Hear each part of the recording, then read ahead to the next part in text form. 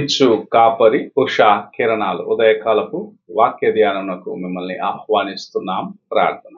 పరిశుద్ధుడైన తండ్రి, కృపగల యేసయ్య, ఈ ఉదయకాలంన నీ కృపను మాకు అనుగ్రహించి ఇలాగూ నీ వాక్యము వినుటకు మాకు అనుగ్రహిస్తున్న తరుణాన్ని బట్టి వందనములు. ఈ ఉదయకాలంన నీ వాక్యము చేత నాతో మా ఒక్కొక్కరితో మాట్లాడము. కార్యక్రమం మాకు ఆశీర్వదించండి దేవా. నీ దీవెనల చేత మమ్మల్ని నింపి నడిపించమని యేసు పరిశుద్ధ నామమున అడిగి వేడుకుంటున్నాను పరమ తండ్రి, ఆమేన్. ఈ ఉదయకాలపు వాక్య భాగము రోమీయులకు రాసిన పత్రిక 14వ అధ్యాయము 12 మరియు 13వ వచనములను చదువుకుందాం. నా తోడు ప్రతి మోకాలును నా ఎదుట వంగును, ప్రతి నాలుకయు దేవుణ్ణి స్తుతించును అని ప్రభువు చెప్పుచున్నాడు అని వ్రాయబడి ఉన్నది కనుక మనలో ప్రతివాడును తన్ను గురించి దేవునికి లెక్క అప్పగింపవలెను. కాగా మనం ఇక మీదట ఒకనికొకడు తీర్పు తీర్చకుందము. ఇదియూ కాక సహోదరునికి అడ్డమైనను ఆటంకమైనను కలుగ చేయకుందుమని మరి నిశ్చయించుకొనిడి.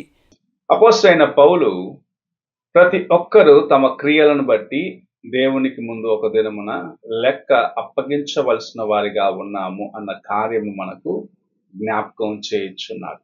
నీవు నేను చేయు ప్రతి కార్యమునకు ఒక దినమున దేవుని సన్నిధిలో ఆయనకు ముందుగా మనము లెక్క అప్పగించవలసిన వారిగా ఉన్నాము గనుక మన క్రియలు ఆయనకు అంగీకారముగాను ఆయన దృష్టికి అవి నిర్దోషముగా ఉండుటకు ప్రతి దినము మనలను మనము పరీక్షించుకుంటూ ముందుకు వెళ్ళాలి. ఎవరిని మనము తీర్పు తీర్చరాదు. చాలాసార్లు ఎదుట ఉన్న వ్యక్తి వైపు మనము మన యొక్క వేలును చూపించి అతనితో మాట్లాడే విధానం ఎలాగుంటుందంటే అతనిని నేరస్తునిగా చూపిస్తూ, అతడు చేసిన కార్యమును బట్టి అతన్ని నిందిస్తూ మాట్లాడుచూ ఉంటాం. అయితే ప్రభు సెలవిస్తున్న కార్యము ఎవ్వరిని నీవు తీర్పు తీర్చవద్దు. ఎందుకనగా విమర్శ దినమున నీవు నేను కూడా దేవుని సన్నిధిలో అలాగూ ఒక దినము జవాబు చెప్పవలసిన వారిగా ఉంటామని గ్రహించుకొని ఎదుటవాణ్ణి నిందించక ఎదుటవాణ్ణి దేవుని యొక్క మార్గములో నడుచుటకు ప్రేరేపించేవారిగా నీవు నేను ఉండాలని ప్రభు ఆశిస్తూ ఉన్నాడు.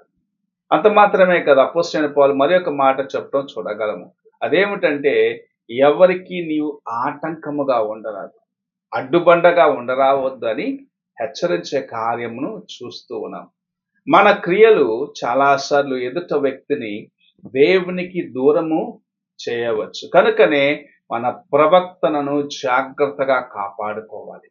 నీవు నడిచే మార్గము దేవునికి అంగీకారముగా ఉన్నదా అని నిన్ను నీవు పరీక్షించుకుంటూ ఎవరిని దేవునికి దూరము చేసే జీవితము నీలో లేకుండగా ఎవ్వరు దేవునికి దూరం అవుటకు నీవు కారణముగా ఉండరాదు అని ప్రభు ఈ ఉదయకాల సమయమున మనతో మాట్లాడుచు ఉన్నారు.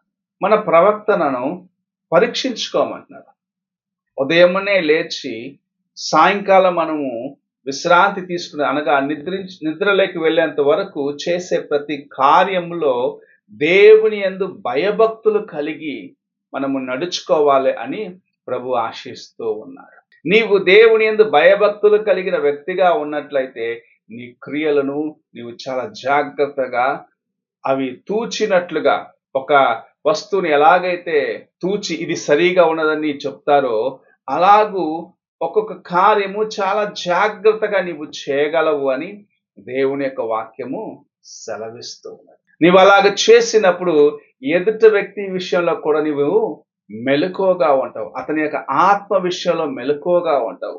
ఎవరిని దేవునికి దూరముగా చేయకుండా ఉన్నట్లుగా నిన్ను నీవు జాగ్రత్తగా కాపాడుకుంటూ నీ యొక్క పనులు చేసుకుంటావని దేవుని యొక్క వాక్యం మనకు నేర్పిస్తున్నది. మనము దేవునికి లెక్క అప్పగించాలి. దేవుని సన్నిధిలో నిలబడినప్పుడు ఆయన యొక్క రాకడ సమయంలో, లేకుంటే నీవు ఈ జీవిత యాత్ర ముగించిన తర్వాత దేవుని సన్నిధికి వెళ్ళినప్పుడు దేవుని ఎదుట నిలబడి ఆయన ముందు నీవు నీ క్రియల కోసము ఆయనకు సమాధానము చెప్పే సమయమున నీ జీవితము ఎలాగున్నది, నిన్ను చూసి బలా నమ్మకమైన మంచి దాసుడా అని ప్రభు చెప్పగలడా? లేక ఇతరులను దేవునికి దూరము చేసి, ఇతరులను దేవుని యొక్క మార్గం నుండి తొలగించిన వ్యక్తిని నిన్ను నిందించేదానికి నీవే కారణముగా ఉంటావా అని ఈ ఉదయకాల సమయంలో ప్రభు నీ వైపు నా వైపు ఈ ప్రశ్నను వేయచ్చు ఉన్నాడు. మనము ఎవ్వరికి ఆటంకముగా ఉండకుండా, ఎవరి వైపు మన ఏలెత్తి చూపించి నిందించకుండగా, ప్రతి వ్యక్తిని ప్రేమతో దేవుని యొక్క కృపచేత ఆయన వైపు ఆకర్షించుకుంటూ, దేవుని కోసము ఆదాయము చేసుకుంటూ ఆయన చూపించిన మార్గములో నడవాలని ప్రభు ఆశిస్తూ మనతో మాట్లాడుచూ ఉన్నాడు. అప్పుడే నీ క్రియలు దేవుని సన్నిధికి వచ్చినప్పుడు నిన్ను చూసిన ప్రభు నిన్ను నీ క్రియలను బట్టి బలానమ్మకమైన మంచి దాసుడా అని చెప్పగలడు. నీవు ఆయన సన్నిధిలో ఆయనతో పాటు యుగ యుగములు ఆనందించే వ్యక్తిగా ఉంటావని దేవుని యొక్క వాక్యం సెలవిస్తుంది.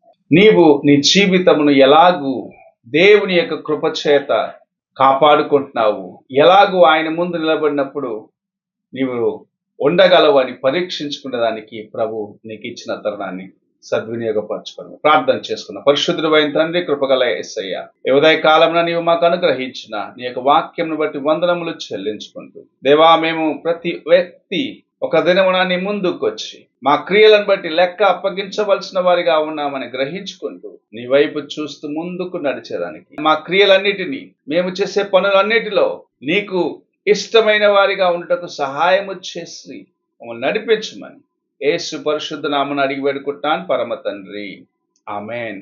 తండ్రి అయిన దేవుని ప్రేమ, కుమారుడైన క్రీస్తు కృప, ఆదరణకర్త అయిన పరిశుద్ధాత్మ యొక్క అన్యోన్య సహవాసము ఇప్పుడును ఎల్లప్పుడూ తోడయండి, సదాకాలము నడిపించును గాక. ఆమేన్.